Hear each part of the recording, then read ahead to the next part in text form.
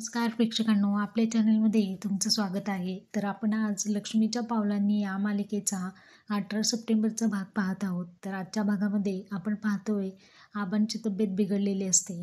जोगतिनीने घराण्याला लागलेल्या शापाबद्दल तिने भाकीत केलेलं असतं आणि त्यामुळे आबा खूप टेन्शनमध्ये येतात. जोगतिनीने आबांना त्याचं निवारण म्हणून एक नारळ आणि लिंबूसुद्धा दिलेलं असतं. तर आबा आता त्यांच्या रूममध्ये आलेले असतात आणि मोठ्याने ओरडतात. तेव्हा घरातले सगळेजण तिथे जमा होतात आणि आबांना हा उपाय फक्त अद्वैतला सांगायचा असतो, कारण अद्वैतच्या संसारावरती सुद्धा संकट येणार असतं.